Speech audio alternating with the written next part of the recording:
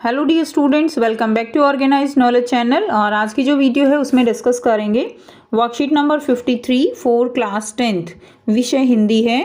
और ये वर्कशीट आपके लिए 22 दिसंबर 2021 के लिए शेड्यूल की गई है। आज की जो वर्कशीट है प्यारे बच्चों, उसमें हम जो कविता है अट नहीं रही है उसका अध्ययन करेंगे, जो कि सूर्यकांत त्रिपाठी निराला जी द्वारा रचित ये दूसरी कविता है। ठीक है, इससे पहले हमने उत्साह कविता का अध्ययन किया था। वर्कशीट शुरू करने से पहले प्लीज़ चैनल को सब्सक्राइब कर दीजिए, बेल आइकन को प्रेस कर लो ताकि आपको आने वाली वीडियोस की नोटिफिकेशन वो समय से मिल जाए। देखिए क्या दिया गया है प्यारे बच्चों। पिछली बार हमने निराला जी और उनकी कविता उत्साह का अध्ययन किया था। आज हम उनकी एक और कविता अट नहीं रही है का अध्ययन करेंगे और उससे संबंधित प्रश्न उत्तर करेंगे। तो कविता है अट नहीं रही है। ठीक है, यहाँ पे अटने का मतलब क्या होता है? अटने का मतलब होता है समाना।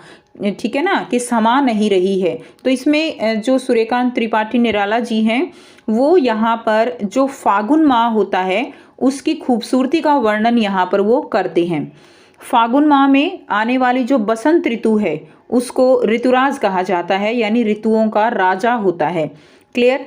क्यों कहा जाता है? क्योंकि उस समय प्रकृति जो है वो उसकी सुंदरता इतनी ज़्यादा अच्छी होती है, इतना प्यारा जो है आप कह सकते हो दृश्य होता है, चारों तरफ इतना सुंदर मनमोहक दृश्य होता है कि वो सुंदरता हमारे जो हृदय है उसमें नहीं समा रही है। तो कुछ ऐसा ही यहाँ पर कवि कहना चाहते हैं कि जो फागुन माह में आने वाली बसंत ऋतु है उसकी जो मनमोहक सुंदरता है वो हृदय में नहीं समा रही है। क्लियर? तो यहाँ पर प्रकृति का मानवीकरण किया गया है, फागुन माह का मानवीकरण किया गया है। ठीक है, और जो मानवीकरण इसमें अलंकार है। अब देखिए, अट नहीं रही है आभा फागुन की, तन सट नहीं रही है। ठीक है, इसमें क्या कहा गया है? कहीं सांस लेते हो घर घर भर देते हो। अट नहीं रही है कविता के माध्यम से कवि फागुन माह के प्राकृतिक सौंदर्य का वर्णन करते हुए कह रहे हैं कि फागुन माह में वातावरण इतना सुंदर हो गया है कि उसकी खूबसूरती की आभा न तो पूरी तरह से शरीर से सट पा रही है और ना ही उसे मैं अपने हृदय में पूर्णतः समा पा रहा हूँ, कि उसकी खूबसूरती जो है वो इतनी ज़्यादा है कि मैं उसको अपने हृदय में समा नहीं पा रहा हूँ। ठीक है, ये जो है यहाँ पर कवि कहना चाहते हैं। फागुन माह में कैसा लगता है? इस महीने में फागुन की खुशबू से घर बाहर जो है वो क्या हो रहा है? सब कुछ महक रहा है। कि जो फागुन है उसकी वजह से क्या हो रहा है कि सब कुछ जो है वो महक रहा है। मानो प्रकृति आभा फागुन की तन सट नहीं रही है, कहीं सांस लेते हो घर घर भर देते हो, उड़ने को नभ में तुम पर कर देते हो, आँख हटाता हूँ तो हट नहीं रही है। तो यहाँ पर क्या कहा जा रहा है कि फागुन माह में ऐसा लगता है मानो प्रकृति जो है वो एक बार क्या हो गई है, एक बार फिर से जो है दुल्हन की तरह सज धज कर तैयार हो गई है। क्योंकि बसंत ऋतु जैसे ही आती है सभी पेड़ पौधे, नई नई कोपलें, रंग बिरंगे फूल वो सब लद जाते हैं पेड़ों पर। और जब भी हवा चलती है तो उन फूलों से सारा वातावरण जो है वो महक उठता है। उस भीनी भीनी खुशबू से मानो सारा वातावरण जो है वो भर जाता है। ऐसा लगता है मानो जो फागुन है, जो महीना है फागुन का, वो सांस ले रहा है और सारे वातावरण को महका रहा है।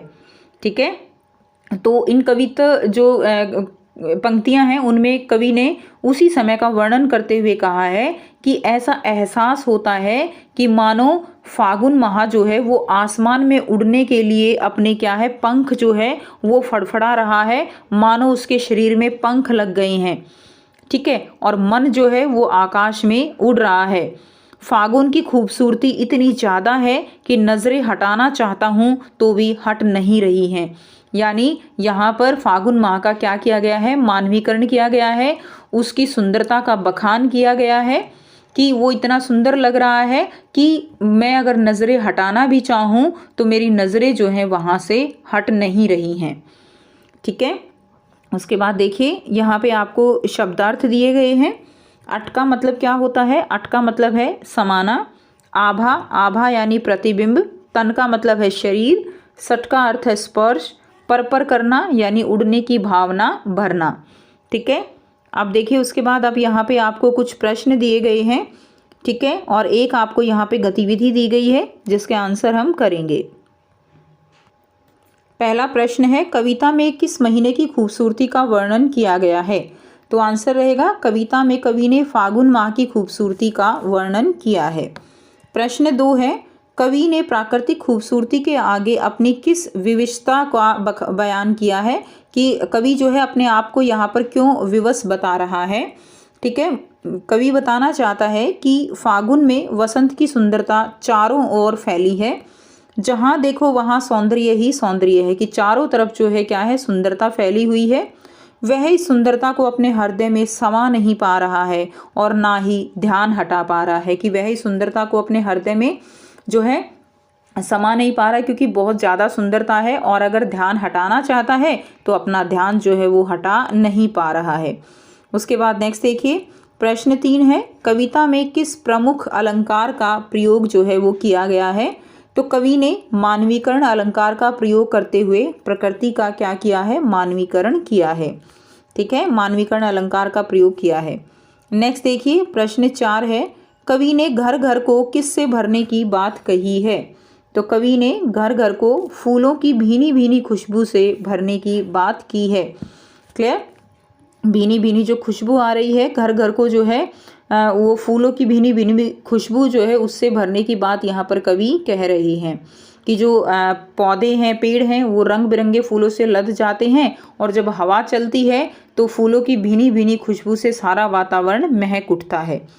नेक्स्ट देखिए, गतिविधि दी गई है, आपने भी किसी न किसी खूबसूरत जगह को ज़रूर देखा होगा, ऐसे ही किसी जगह का अपने शब्दों में वर्णन कीजिए। तो बच्चों, जहाँ पर भी आप कभी घूमने गए हों, आपको बहुत अच्छा दृश्य नज़र आया हो, तो उसका वर्णन आपको यहाँ पर करना है। तो उदाहरण के लिए जो है लिखा गया है, मैंने डलहौजी की यात्रा की है जो कि बहुत ही खूबसूरत है। वह छोटा और आकर्षक, सुंदर और वादियों से भरा है। यह हिमालय के दक्षिणी ढलानों पर है।